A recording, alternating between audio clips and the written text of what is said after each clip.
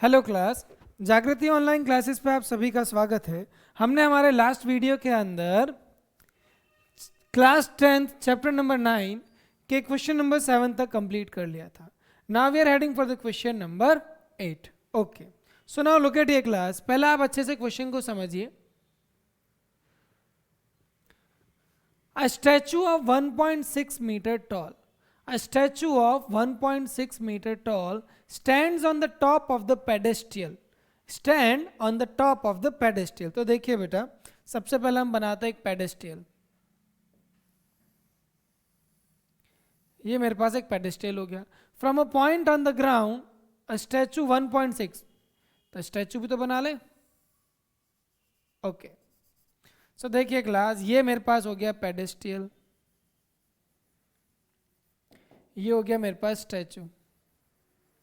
Statue की height कितनी दे रखी है हमें? 1.6 metre. Okay, now from a point on the ground the angle of elevation of the top of the statue. Point on the ground हमेशा कैसे होगा? ये हमारा ये भी तो ग्राउंड पे होगा, क्योंकि पेडेस्टियल कहाँ पे? हवा में तो रहेगा नहीं। तो from a point on the ground the angle of elevation of the top of the statue, top of the statue ये कितना बना रहा है? 60 degree. Okay, and from the same point the angle of the elevation the top of the pedestal ये बना रहा है मेरे पास 45 डिग्री, और ये बना रहा है मेरे पास 60 degree.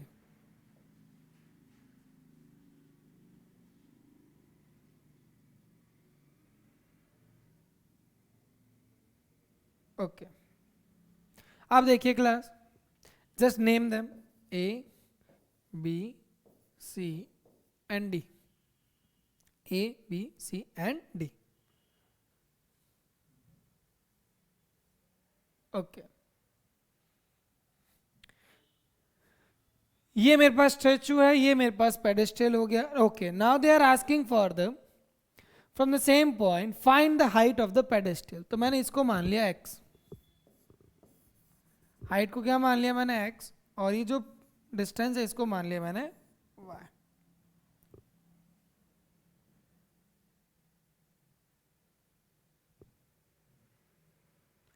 Okay, now look at here. मैंने आपको हमेशा क्या बोला है, आपको सिर्फ इस चीज का ध्यान रखना है कि सबसे पहले आप दो 90 डिग्री ट्राइंगल के नाम लिख लीजिए। तो इन ट्राइंगल ABC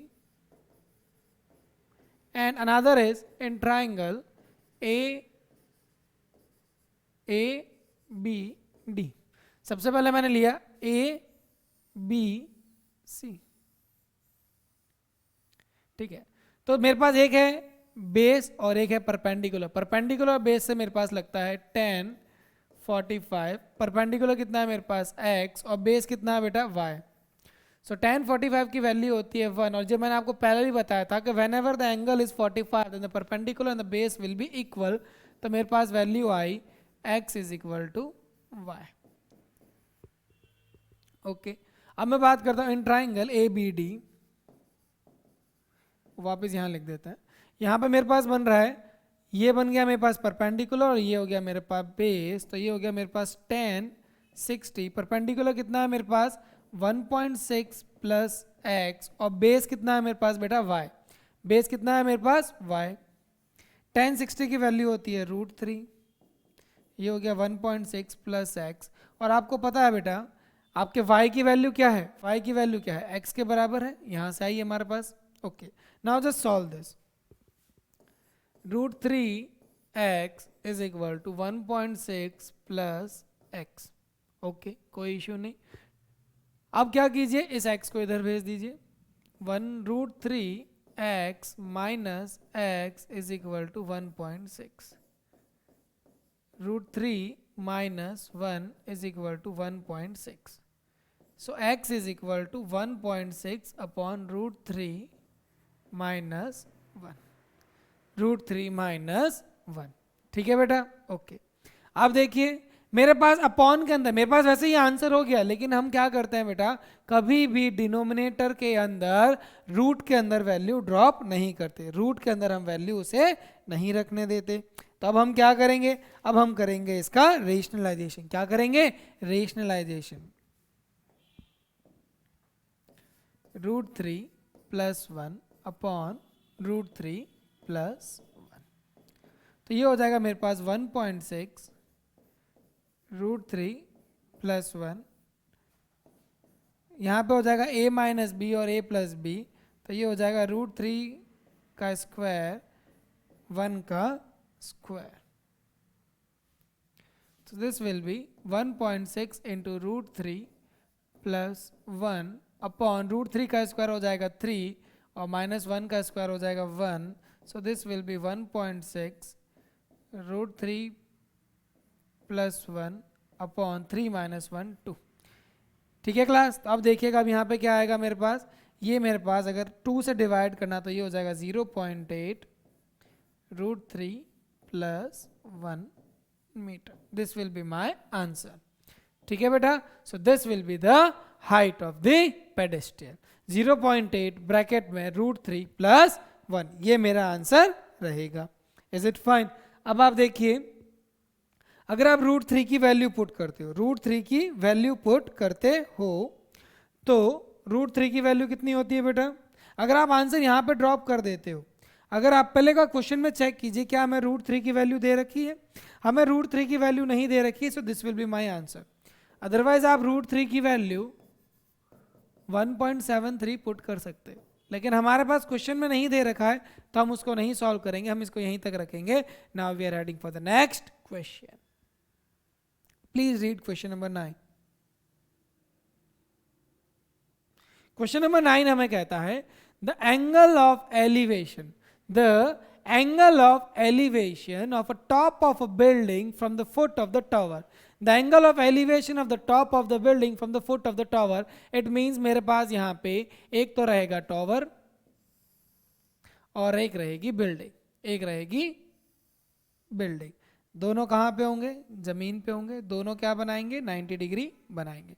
दोनों क्या बनाएंगे बेटा? 90 डिग्री बनाएंगे। ओके, तो देखिए the angle of elevation of the top of the building from the foot of the tower is 30 degree. From the foot of the tower is 30 degree and the angle of elevation of the top of the tower, तो इसे मान लिया मैंने tower,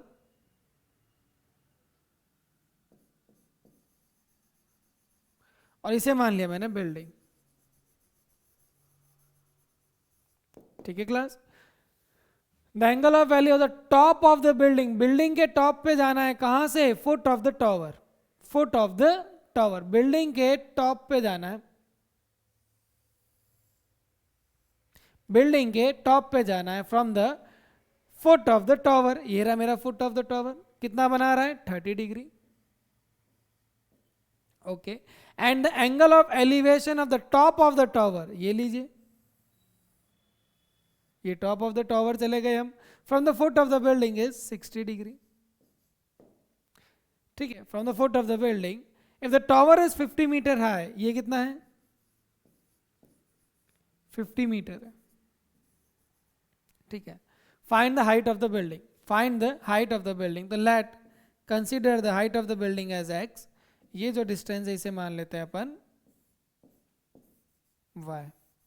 ठीक है, इनकी naming कर देते हैं A B C D। ठीक है, तो सबसे पहले हम बात करते हैं दो ट्राइंगल, 90 डिग्री ट्राइंगल के नेम कर दीजिए।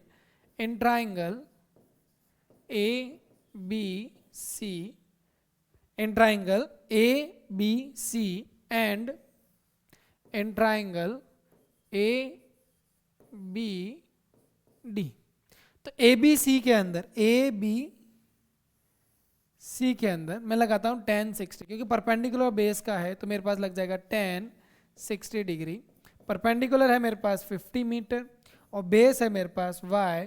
tan 60 की वैल्यू होती है √3, ये हो जाएगा 50 अपॉन y, और y की वैल्यू हो जाएगी मेरे पास 50 अपॉन √3 मीटर। y की वैल्यू कितनी आ गई मेरे पास? 50 अपॉन √3 मीटर। ओके, अब मैं बात करता हूं in triangle ABD। tan 30 is equal to perpendicular कितना है? x और बेस कितना है? y। tan 30 की वैल्यू होती है 1 upon √3 is equal to x, और y की वैल्यू कितनी है बेटा? 50 अपॉन रूट 3। ठीक है बेटा, ये रूट 3 मेरे पास आ जाएगा ऊपर, तो ये वैल्यू हो जाएगी 1 upon root 3 is equal to root 3x upon 50। इसे आप कर दीजिए क्रॉस मल्टीप्लाई, तो इसको जब क्रॉस मल्टीप्लाई करते हैं 50 इंटू 150 और रूट 3 इंटू रूट 3 हो जाएगा 3x और x की वैल्यू आ जाएगी मेरे पास 50 अपॉन 3। और जब मैं 50 को 3 से डिवाइड करूंगा तो I think my answer will be 16 2/3 because 16 into 3 48, 48 plus 2 मेरे पास हो जाएगा 50 मीटर, और I can write it as 60.667 metre. जो आंसर आपको सही लगे आप वो आंसर एक्सेप्ट कर लीजिए। ठीक है बेटा, so this will be my answer. मेरी आपको बस एक ही चीज कहने का मतलब है, कहने का तात्पर्य यह रहेगा कि आप सिर्फ दो 90 डिग्री ट्रायंगल ढूंढ लीजिए, उन दो 90 डिग्री ट्रायंगल को आप सॉल्व कर लीजिए, जहां से जो वैल्यू मिलती है पुट कर दीजिए, you will get your answer. पूरे एप्लीकेशन ऑफ ट्रिग्नोमेट्री के अंदर आपके पास यही रहेगा। ठीक है बेटा, now we are heading for the next question. Next question हमें क्या कहता है, two poles of equal height are standing opposite to each other। Okay, दो पोल बनाना है, बना लेते हैं। एक पोल ये रहा, एक पोल ये रहा, they both are standing, it will form 90 degree। Okay, they both are of equal height, equal height है तो इसको भी मान लेते हैं h, इसको भी मान लेते हैं h, which is 80 metre wide. ये दोनों एक दूसरे से 80 मीटर की दूरी पे है। कितने दूरी पे है? 80 मीटर पे। From a point between them on the ground, between बोला है, मिड पॉइंट नहीं बोला, तो कहीं पे भी मैंने एक पॉइंट ले लिया। ठीक है sir. The angle of elevation of top of the poles are 60 degree and 30 degree. तो एक के साथ बना रहा है 60 डिग्री और एक के साथ बना रहा है 30 डिग्री। आप किसी को एक को 60, अगर आप इसको 60 ले लेते ये 30 हो जाता, और इसको अगर 30 लेते तो ये 60 हो जाता। Find the height of the poles and the distance of the point. Okay बेटा, अब मुझे पहले इनकी नेमिंग की मैंने, ए बी सी डी और ई। ठीक है, अब देखिए क्लास, मुझे ये डिस्टेंस भी नहीं दे रखा और ये डिस्टेंस भी नहीं दे रखा, लेकिन इनका टोटल दे रखा है मुझे 80। मैंने आपको बता रखा है when ever the some is given, जैसे मान लीजिएगा मेरे पास 100 रुपए हैं, मैंने किसी एक बच्चे को 40 रुपए दिए तो दूसरी वैल्यू मेरे पास अपना आप आ जाता है 60। इन द सेम वे अगर किसी को मैंने x दिए तो दूसरा मेरे पास आ जाता है 100 minus x. In the same way यहाँ पर अगर मेरे पास टोटल 80 है और इसको मैंने x माना तो ये हो जाएगा मेरे पास 80 माइनस एक्स। ये कितना हो जाएगा मेरे पास? 80 माइनस एक्स। ओके, अब मेरे पास सिंपल से दो ट्राइंगल हैं, इनकी नेमिंग मैंने कर दी। अब मुझे सिर्फ 90 डिग्री ट्राइंगल लिख दीजिए। इन ट्राइंगल ए बी सी, दूसरा क्या हो जाएगा? इन ट्राइंगल सी डी और ई। ठीक है क्लास, तो देखिए इन ट्राइंगल ए बी सी में क्या कह सकता हूं, ये मेरे पास परपेंडिकुलर है, ये मेरे पास बेस है, so I can say that tan 30 perpendicular कितना हो गया h और बेस कितना हो गया मेरे पास x, so tan 1 upon root 3 is equal to h upon x। ठीक है क्लास, तो h की वैल्यू हो गई मेरे पास x upon root 3, x upon root 3। Okay, अब बात करते हैं in triangle C D E. यहाँ पे मेरे पास हो जाएगा tan 60 परपेंडिकुलर है मेरे पास h और बेस है मेरे पास 80 माइनस एक्स। tan 60 की वैल्यू होती है रूट 3, h की वैल्यू मेरे पास है x अपॉन रूट 3 और ये हो गया मेरे पास 80 माइनस एक्स। अब क्या करते हैं, हम इसे क्रॉस मल्टीप्लाई कर देते हैं, तो ये हो जाएगा मेरे पास root 3 into root 3 80 minus x is equal to x. तो रूट 3 इंटू रूट 3 हो गया मेरे पास 3, 80 minus x is equal to x. ठीक है क्लास, अब देखिए क्लास यहाँ पे क्या होगा, इसे आप मल्टीप्लाई कर दीजिए। 240 minus 3x is equal to X, 240 is equal to, ये जब माइनस 3x इधर जाएगा तो प्लस 4x हो जाएगा। ठीक है, तो 4 मेरे पास जब डिवाइड आया तो मेरे पास x की वैल्यू आई 240/4 इज इक्वल टू 60 मीटर। अगर मेरे पास x की वैल्यू 60 मीटर आई तो देखिएगा क्लास, यहाँ पे ध्यान देना आप, अगर मेरे पास BC was x is equal to 80 metre, तो CD की वैल्यू कितनी हो गई मेरे पास 80 माइनस, ये 60 मीटर आंसर आया था, 80 minus 60 is equal to 20 metre. So this will be my answer. ठीक है क्लास, ये मेरे पास डिस्टेंस हो जाएगा। ये आप ये मत देखिए सर फिगर में, तो आपने इसको ज्यादा उसको, वो मेरे को पता थोड़ी ना था, ये तो मैंने आंसर निकाला। x की वैल्यू 30 डिग्री के साथ होगा, वो मेरे पास होगा कितना 60 मीटर, और बाकी वाला डिस्टेंस हो जाएगा मेरे पास 20 मीटर। ठीक है बेटा, ओके ओके। अभी मुझे हाइट भी तो निकालनी थी। हाइट की वैल्यू क्या थी मेरे पास, x कितना था 60/√3।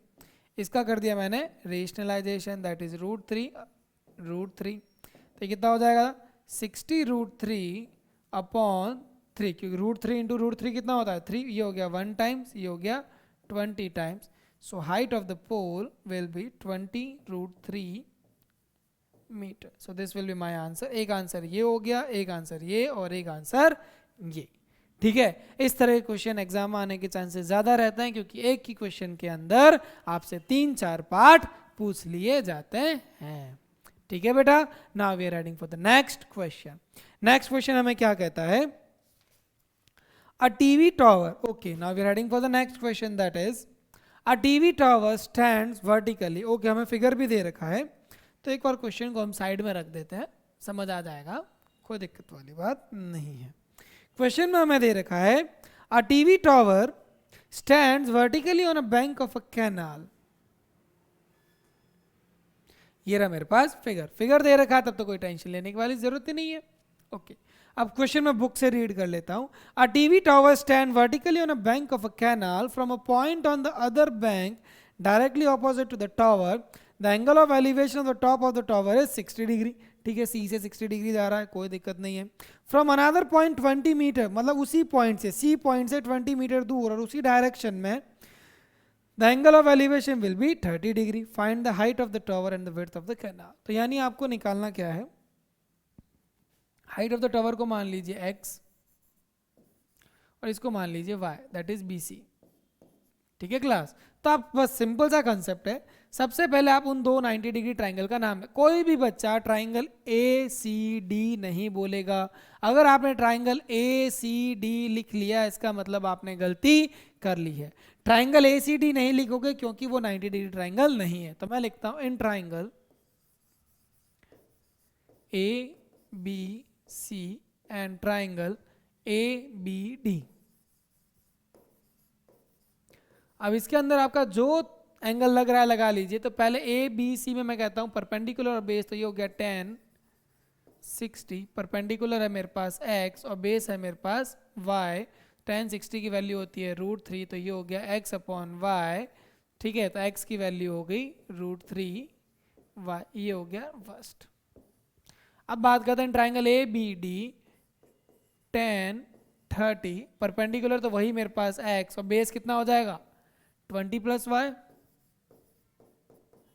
ये हो गया मेरे पास 1/√3 इज इक्वल टू x की वैल्यू कितनी है बेटा, x की वैल्यू कितनी है मेरे पास √3y, तो यहां रख देता हूं मैं √3y/20 + y। इन्हें कर दीजिए आप क्रॉस मल्टीप्लाई, तो ये हो गया 20 + y is equal to 3y। √3 into √3 कितना हो जाएगा 3y, ये y मेरे पास इधर गया, तो ये हो गया 20 is equal to 3y - y is equal to 20 is equal to 2y, y is equal to 20/2 is equal to 10 metre. y की वैल्यू कितनी आई 10 मीटर। ओके सर, y की वैल्यू तो हमारे पास आ गई। अब मुझे किसकी वैल्यू निकालनी है x की, तो x की वैल्यू मेरे पास कितनी थी बेटा √3y, यानी √3 इंटू 20 √3 इंटू 20, तो ये हो गया मेरे पास 20 √3 मीटर। 20√3 मीटर। क्या आपको क्वेश्चन में दे रखा है कि सर हमारे पास √3 की वैल्यू कितनी है? अगर आपको क्वेश्चन में √3 की वैल्यू नहीं दे रखी है तो आपके वो वैल्यू आ जाएगी। ठीक है बेटा, so we have completed question number 11। Okay, आपके y की वैल्यू कितनी थी? 10 थी, तो यहाँ 10 हो जाएगा, इट्स नॉट एन इश्यू। तो ये हो जाएगा 10√3 metre. now we are heading for the question number 12. Question number 10, from the top of a 7 meter high building, please read the question। आप क्वेश्चन पढ़िए और फिगर बना लीजिए। अगर आपका फिगर बन जाता है और आप मेरे कंसेप्ट फॉलो करते हो तो मान के चलिए with the figure you have completed the 90% of the question and now you only have to do the calculation. Figure बनाइए, दो 90 डिग्री ट्राइंगल लिख लीजिए और क्वेश्चन सॉल्व होगा। हर बार यही करेंगे।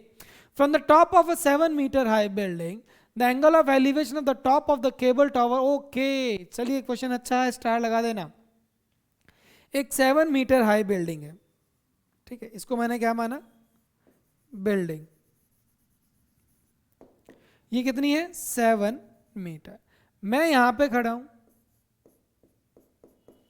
From a 7 metre high building the angle of elevation of the top of the cable. यहां पे खड़ा होकर अगर मैं एंगल ऑफ एलिवेशन बना रहा हूं यानी ऊपर देख रहा हूं, और ये किसका है? केबल टावर का है। तो ये केबल टावर इतना लंबा तो होगा तभी तो मेरी नजरें वहां पे पहुंचेगी।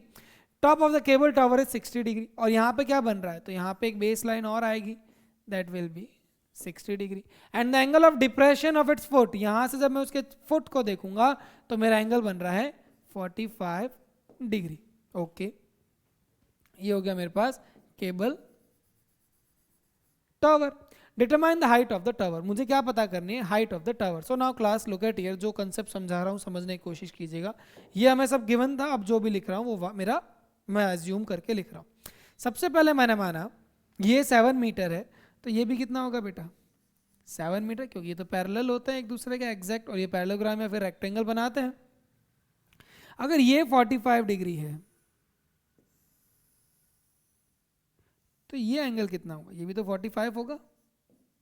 यस और no? By alternate interior angle property. Okay, अब देखिए, इसको मैंने माना x, तो ये भी कितना हो जाएगा?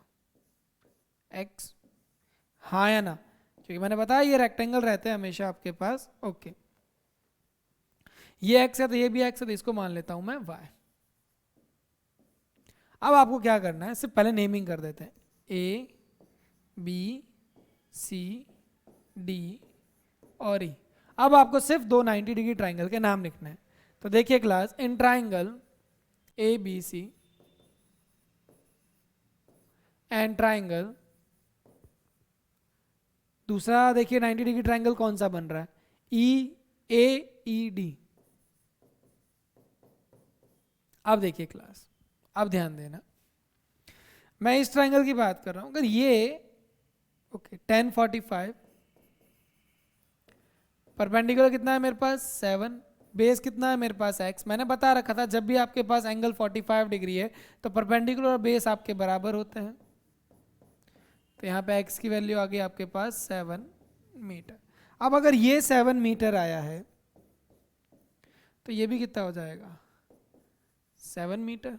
यहाँ लगाते हैं हम 10 60, परपेंडिकुलर आपके पास है y और बेस आपके पास x। इसकी वैल्यू हो गई मेरे पास √3, y की वैल्यू मुझे नहीं पता, और x की वैल्यू आ गई मेरे पास 7। तो y की वैल्यू हो गई 7√3 metre.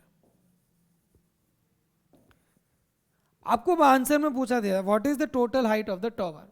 What is the total height of the tower? Height of tower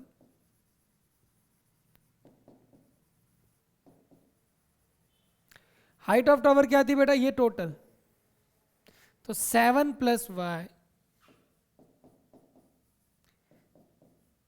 y की वैल्यू कितनी है? 7√3। टेक द 7 एज कॉमन, तो आपके पास आंसर आता है 7 1 प्लस √3 मीटर। 7 1 plus √3 metre. ठीक है बेटा, क्या आपको √3 की वैल्यू दे रखी है? नहीं दे रखी है, तो आप चाहो तो इसके अंदर 1.7 वैल्यू पुट करके आके सॉल्व कर सकते हो, अगर नहीं तो फिर इसको यहीं रहने दीजिए। ठीक है बेटा. Now we are heading for the next question, that is question number 13. अब हम बात कर रहे हैं क्वेश्चन नंबर 13. तो देखिए क्लास, सबसे पहले क्या होता है, हमें क्वेश्चन को समझना है. हमें क्या करना है, क्वेश्चन को समझना है. As observe from the top of a 75 metre high lighthouse from the sea level. हमने कहां से देख रहे हैं, 75 metre high lighthouse. Okay, तो ये मैंने बनाया सबसे पहले आपके लिए एक lighthouse. Okay, from the sea level the angle of depression, ये मेरे पास कितना है 75 metre. The angle of depression of two ships are 30 degree if the one ship is exactly behind. Okay, दो शिप्स हैं आपके पास, एक ये रही, दूसरी ये रही. ओके, ठीक है. एक एंगल बना रही है 30 डिग्री और एक एंगल बना रही है 45 डिग्री. जो अब देखिए बेटा, यहां पे क्वेश्चन मैंने आपको सबसे पहले चीज समझाई थी.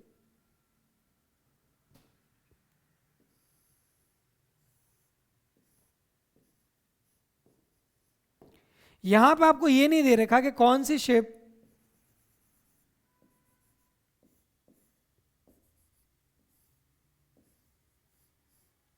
यहां पे आपको ये नहीं दे रखा कि कौन सी शेप कौन सा एंगल बना रही है. तो मेरी बात हमेशा ध्यान रखना, जो 90 डिग्री के जितना पास होता है वो उतना बड़ा एंगल होता है. और ये चीज मैंने आपको पहले भी बताई थी और आज भी बता रहा हूं. तो ये हो जाएगा मेरे पास 45 डिग्री और ये हो जाएगा 30 degree.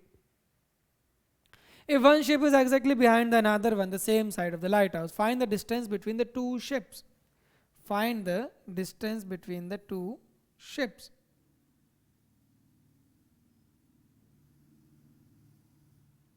Find the distance between the two ships. यानी अगर मैं इसको मान लेता हूँ A, इसको मान लेता हूँ B, इसको मान लेता हूँ C और इसको मान लेता हूँ D. So you have to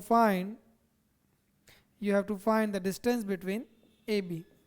इसको मान लिया मैंने x, इसको मान लिया मैंने y, इसको मान लिया मैंने x, इसको मान लिया मैंने y. अब आपको कुछ नहीं करना है, आपको बस वही ध्यान रखना है कि सबसे पहले मेरे पास दो 90 डिग्री ट्रायंगल्स कौन से हैं. सबसे पहले क्या ध्यान रखना है कि मेरे पास 90 डिग्री वाले दो ट्रायंगल कौन से हैं. तो देखिए, in triangle BCD and in triangle ACD 90 degree होना जरूरी है. सबसे पहले BCD में कौन सा बन रहा है, perpendicular base of 45, that is 10 45 is equal to perpendicular upon base. 10 45 की वैल्यू 1 होती है, परपेंडिकुलर आपके पास कितना है 75 और बेस है आपके पास y. तो y की वैल्यू आ गई आपके पास 75 मीटर. y की वैल्यू आ गई आपके पास 75 मीटर. अब मैं बात करता हूं इन ट्राइंगल ACD. यहां पे हो जाएगा मेरे पास 10 30 degree is equal to perpendicular है 75 और बेस कितना हो जाएगा क्लास, देखिए x प्लस वाई.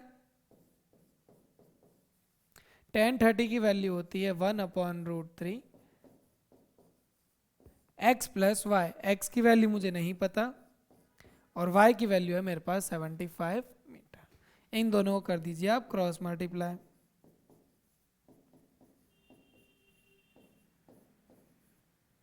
इस 75 को आप उधर भेज दीजिए. x is equal to 75√3 minus 75. 75√3 minus 75.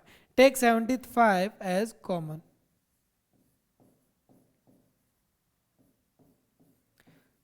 So this will be my answer. ये मेरे आंसर रहेगा. यही तो आंसर निकाला था. What was the distance between the two ships? दोनों शिप्स के बीच में मेरे पास डिस्टेंस कितना था, and this will be my answer. क्या आपको रूट थ्रू की वैल्यू दे रखी है, सर नहीं दे रखी, तो इसका मतलब है आपका आंसर यहीं तक एग्जिस्ट करेगा. इज इट फाइन बेटा? नहीं तो आप √3 की वैल्यू पुट कर सकते हो कितनी, 1.73 माइनस 1 हो जाएगा तो आपके पास आएगा 0.73, 0.73 मल्टीप्लाई बाय 75 करोगे तो आपके पास आंसर आ जाएगा आपके according 75 into 0.73 will going to give you 54 point something. 54 point something will going to be answer. अब हम बात करते हैं नेक्स्ट क्वेश्चन. नेक्स्ट क्वेश्चन का हमें पहले क्वेश्चन पढ़ लेते हैं और फिगर भी दे रखा है. फिगर दे रखा है तो हम नेक्स्ट स्लाइड में उसको सॉल्व करेंगे. A 1.2 meter tall spots a balloon moving with the wind in a horizontal line at a height of 88.2. तो इसका मतलब ये जो बलून है ये कितना है 88.2 मीटर दूर है, ऊपर है. The angle of elevation of the balloon from the eyes of the girls are at any distance 60 degree. चलो ठीक है भाई.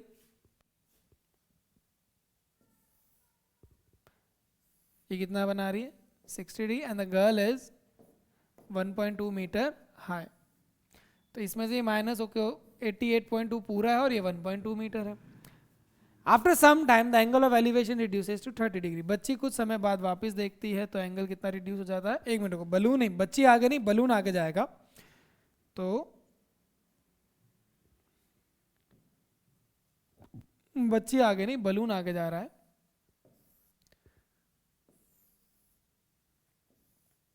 तो ये एंगल आपका कितना हो गया 30 डिग्री. ठीक है क्लास. तो ये आपका क्वेश्चन है. Find the distance travel by the balloon during the. तो आपने बच्चे बैलून ने कितना डिस्टेंस ट्रेवल किया, ये डिस्टेंस ही तो ट्रेवल किया है. तो आपको ये पता करना है. तो हम उसको बात करते हैं नेक्स्ट. ये आपके पास फिगर, जैसा फिगर मैंने बनाया था आई थिंक अप्रोक्सीमेट वैसा ही है.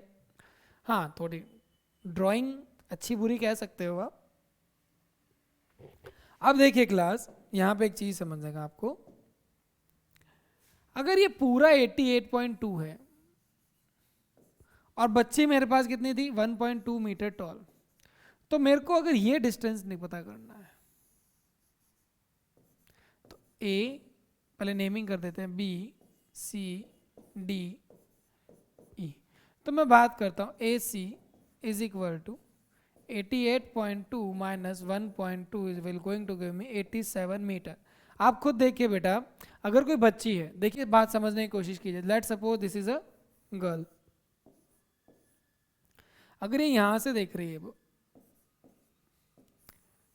तो ये ऐसे बनेगा यस और नो, या फिर अपने पैरों से देख रही है तो ये वाली हाइट इस पूरी हाइट में से सब्ट्रैक्ट हो जाएगी. This one is 88.2, this one is 1.2 and this will going to came as 87. Is it fine. ये हाइट हम उसको ऐसे निकालेंगे. ठीक है, ओके. अब मैं बात करता हूं, सबसे पहले इनको एज्यूम कर लेते हैं अपन. सबसे पहले मैंने इसको माना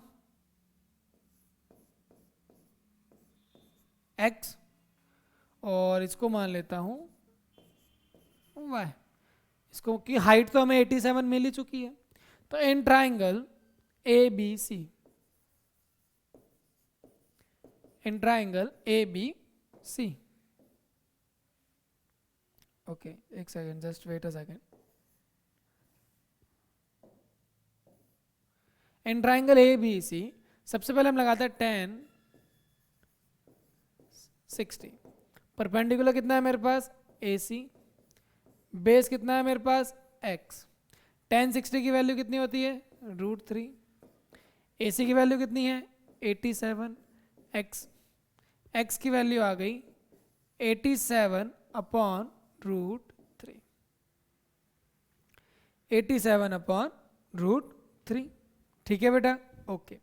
आप देखिए, अब दूसरा 90 डिग्री ट्राइंगल क्या है मेरे पास, ट्राइंगल BED. यहां पे हो जाएगा 10 30. परपेंडिकुलर कितना है मेरे पास ED. परपेंडिकुलर सीधा 87 ही लिख देते हैं. और बेस कितना है मेरे पास x प्लस वाई. 10 30 की वैल्यू होती है √3. 87 x की वैल्यू ओके. तो पहले इसे एक बार क्रॉस मल्टीप्लाई कर देते हैं, बाद में वैल्यू प्लेस कर देंगे.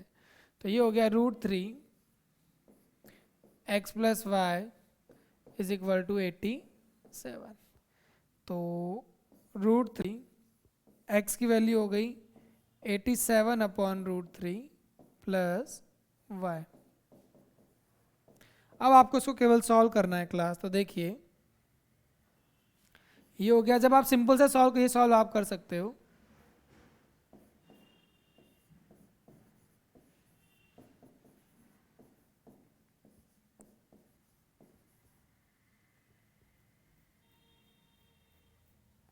देखिए क्लास,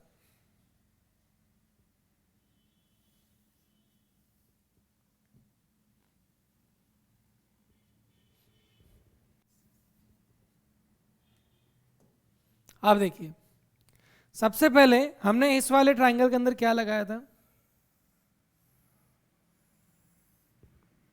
tan 60। tan 60 की मेरे पास वैल्यू हो गई √3, AC हो गया मेरे पास 87 और x की वैल्यू मुझे निकालनी थी। तो x की वैल्यू आई मेरे पास 87/√3। अब मैंने नेक्स्ट कौन सा ट्राइंगल लिया था, ट्राइंगल BED। ट्राइंगल BED में मैंने क्या लगाया, tan 30। ट्राइंगल BED में मैंने क्या लगाया था, tan 30। तो tan 30 में मेरे पास क्या आया, 87/x + y। ओके, तो यहाँ पे मेरे पास वैल्यू हो गई 1/√3 is equal to 87/x + y। तो ये मेरे पास वैल्यू हो गई x + y is equal to 87√3। x की वैल्यू कितनी थी, 87/√3 plus y is equal to 87√3।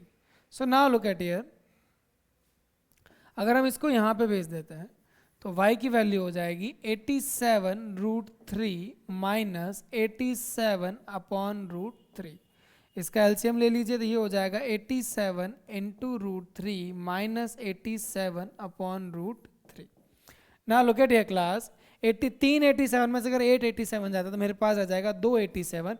87 का डबल मेरे पास कितना हो जाएगा, 160 और 174। 160 plus 14, so this will be 174/√3। ठीक है बेटा। तो अब देखिए ये सिंपल सी कैलकुलेशन वाला पोर्शन है। 87 इंटू √3, तो इसका मुझे बताइए क्या रहेगा, 87 इंटू 3 कितना होगा, 87 इंटू 3। तो 87 जब हमारे पास ये क्वेश्चन सॉल्व होगा तो यहाँ पे मेरे पास आएगा 87 into 3 minus 87। Take 87 as common, तो यहाँ रह गया 3 minus 1/√3। This will be going to came as 87 into 2/√3। ठीक है बेटा, ये मेरे पास आया 87 इंटू 2/√3। अब हमें क्या करना है, 87 इंटू 2, तो ये हो गया मेरे पास 4, ये हो गया 1, ये हो गया 174। So this came as 1। ये मैंने वापस सॉल्व किया ताकि आपको, अब इसको क्या करना है मुझे, √3 इंटू √3। क्या करना है, √3 ऑन √3। ये मैंने क्यों किया बेटा, ये मैंने किस लिए किया, इसका जवाब क्या रहेगा मेरे पास, ये मैंने इसलिए किया ताकि मेरे पास क्या रह जाए, ये मैंने इसलिए मल्टीप्लाई किया क्लास ताकि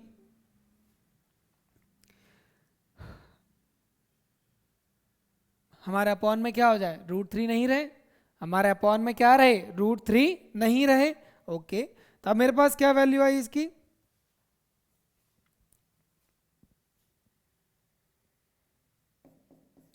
174/3 इंटू √3।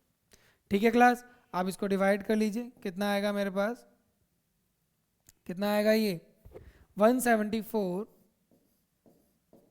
डिवाइडेड बाय 3, तो ये आया 5 टाइम्स 15 2 और ये आ गया 4 and this will be 8 times. तो ये मेरे पास आया 58√3 मीटर। ठीक है class, so please check the answer, 58√3 metre is the answer. Calculation आपके पास थोड़ी टिपिकल रह सकती है बट आपको सॉल्व तो करना ही पड़ेगा। ठीक है क्लास, ओके। अब मैं बात करता हूं क्वेश्चन नंबर 5। किसकी बात कर रहा हूं, क्वेश्चन नंबर 5। इस पे एक छोटा सा स्टार जरूर लगा दीजिए। ये क्वेश्चन आपके थोड़ा सा हटके है क्वेश्चन में ऐसा क्या अलग है कि सर जिसके लिए आप कह रहे हो कि भाई थोड़ा सा अलग पैटर्न का है? तो एक बार हम पहले क्वेश्चन पढ़ते हैं. A straight highway leads to the foot of a tower, a man standing at the top of the tower. एक स्ट्रेट हाईवे है जो कहाँ जा रहा है? टावर के फुट पे. Okay. A man standing on the top of the tower observe a car eight an angle of depression of 30 degree. तो उसने देखा कि कार है जो फुट ऑफ टावर की तरफ आ रही है, टावर की तरफ आ रही है, और 30 डिग्री एंगल ऑफ डिप्रेशन बना रही है, which is approaching the foot of the tower with uniform speed. 6 second बाद, जैसे मान लो इंसान ने एक झपकी ली या फिर एक आंख उसकी 1 सेकंड के लिए बंद हुई, 6 सेकंड बाद उसने देखा that car is forming 60 degree.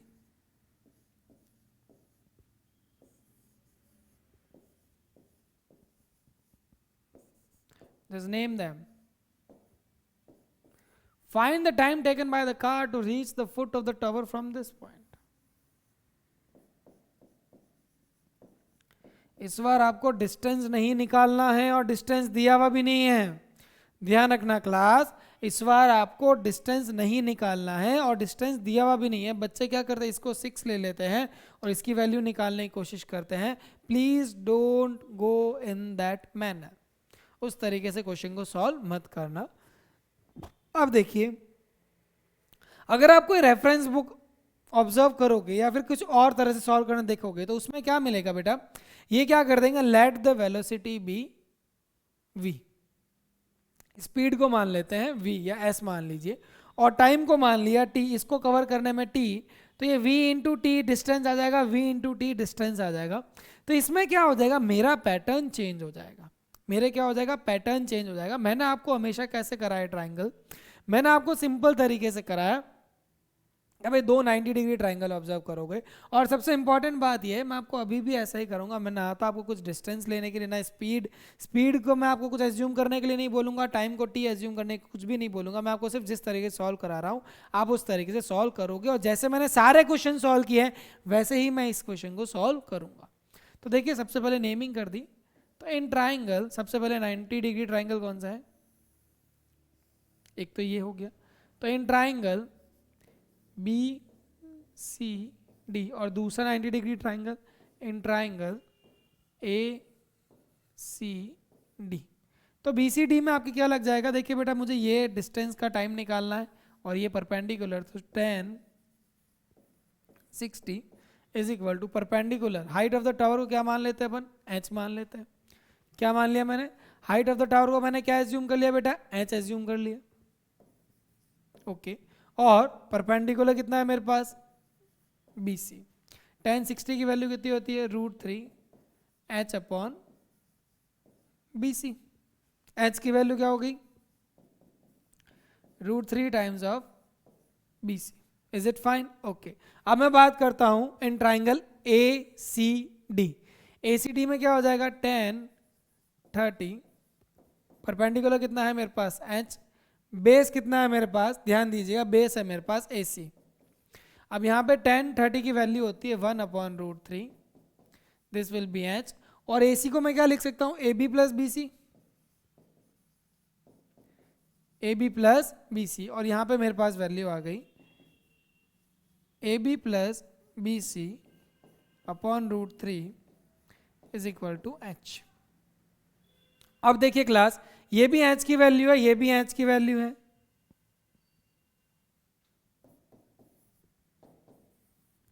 On comparing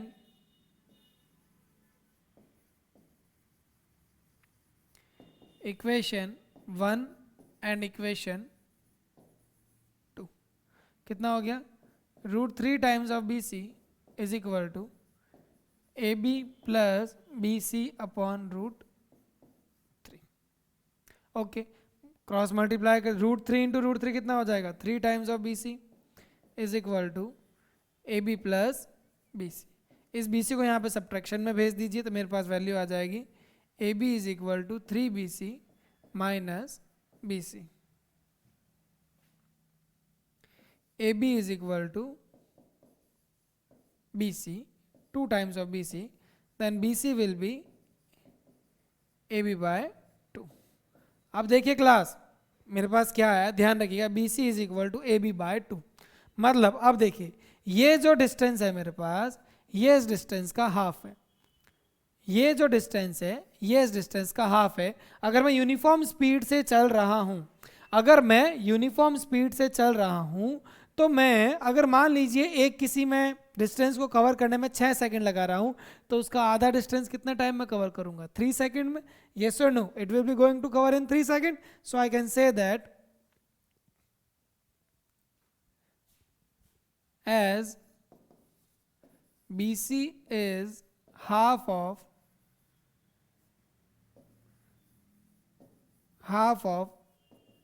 AB, so it will take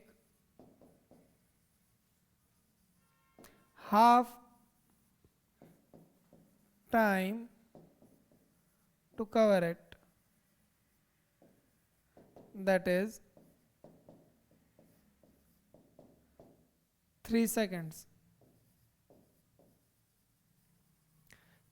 कितना टाइम लेगा वो? 3 सेकंड. क्योंकि अगर वो उसको कवर करने में अगर 6 सेकंड ले रहा है और विद द यूनिफॉर्म स्पीड उसी के आधा डिस्टेंस को कवर करने में कितना लेगा? 3 सेकंड. सो आप इस तरीके से भी आंसर को निकाल सकते हो. ठीक है बेटा. Now we are heading for the last question. Now we are heading for the last question of the exercise and the chapter. ठीक है बेटा. लास्ट क्वेश्चन थोड़ा अलग है लेकिन इतना इंपॉर्टेंट नहीं है जितना क्वेश्चन नंबर 15 था. क्वेश्चन नंबर 15 में पूरे कंसेप्ट ही चेंज हो गए, बिल्कुल नए तरीका क्वेश्चन आया आपके पास और आई होप आपको क्वेश्चन अच्छा लगा हो. ठीक है बेटा. Okay. Now we are talking about question number 16. The angles of elevation of top of tower from 2 points at the distance of 4 metre and 9 metre. Okay. आपके पास एक टावर है,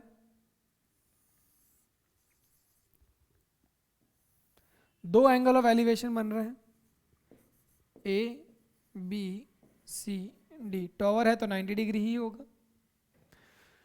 एक का डिस्टेंस है 4 मीटर और एक का डिस्टेंस है 9 मीटर. देखिए क्लास, बच्चे यहां पे गलती क्या करते हैं मैं आपको बता देता हूं. बच्चे क्या करते हैं, इसको 4 मीटर लेते हैं और इसको 9 मीटर ले लेते हैं. ये हो गई आपकी गलती. 9 मीटर यहां से यहां तक नहीं, यहां से यहां तक है. ठीक है बेटा. 9 मीटर यहां से यहां तक नहीं, यहां से यहां तक है. ओके. अब देखिए एंगल्स क्या दे रखे हैं. Angles are complementary. अब ये एक नया रामायण आई है हमारे पास कि सर एंगल्स क्या है. एंगल्स हमारे पास क्या है बेटा? कॉम्प्लीमेंट्री. कॉम्प्लीमेंट्री का मतलब वह हो गया वह एंगल, वह दो एंगल जिनका सम कितना हो 90 डिग्री. तो देखिए बेटा, अगर मेरे पास 90 डिग्री, अगर एक को माना मैंने x तो दूसरा कितना हो जाएगा 90 माइनस एक्स. यस और नो? तो एक को एंगल हम कंसीडर कर लेते हैं x डिग्री, तो दूसरा कितना हो जाएगा 90 माइनस एक्स डिग्री. आप चाहो तो इसको x मान लो तो ये 90 माइनस एक्स हो जाएगा, उसमें कोई चेंजेस नहीं रहेंगे. तो इसमें प्रूव करना है कि prove that the height of the tower is 6 metre. तो देखिए क्लास, इस क्वेश्चन के अंदर आपको प्रूव करना है कि that height of the tower will be 6 metre. दी नहीं गई है, ध्यान रखना. तो देखिए क्लास, सबसे पहले वही कंसेप्ट, 90 डिग्री ट्राइंगल्स उठाइए, 90 डिग्री ट्राइंगल्स उठाइए और सॉल्व करते रहिए. In triangle B C D tan x is equal to height, ये मैंने मान ली इसको हाइट, h अपॉन 4. तो ये कितना हो गया मेरे पास? ओके. ठीक है. तो ये हो गया मेरा equation number 1. Is it fine? आप चाहो तो इसको थीटा भी कंसीडर कर लेते हैं. चलो ऐसा करते हैं, थीटा कंसीडर करते हैं, वरना थोड़ा अजीब लग रहा है. इसको मैंने क्या माना है? थीटा माना है, because theta represent the angles and we all know that. अब मैं बात करता हूं in triangle A C D. tan, अब एंगल कितना है 90 minus theta is equal to h upon 9. अब देखिए क्लास, आपने कॉम्प्लीमेंट्री एंगल का कंसेप्ट समझाया था, मैंने आपको क्या समझाया था? कॉम्प्लीमेंट्री एंगल्स का कंसेप्ट। कॉम्प्लीमेंट्री एंगल में क्या होता है? tan 90 minus theta is equal to cot theta, ये हम सबको पता है। थोड़े तो कंसेप्ट हमें पुराने चैप्टर के याद रखने ही पड़ेंगे, तो ये हो जाएगा cot theta is equal to h/9। ये हो गई इक्वेशन नंबर 2। ये क्या हो गया? Equation number 2। अब हम क्या करते हैं, देखिए, मल्टीप्लाई इक्वेशन 1 बाय इक्वेशन 2, ठीक है। तो हम क्या करते हैं, tan theta multiply by cot theta is equal to h/4 multiply by h/9।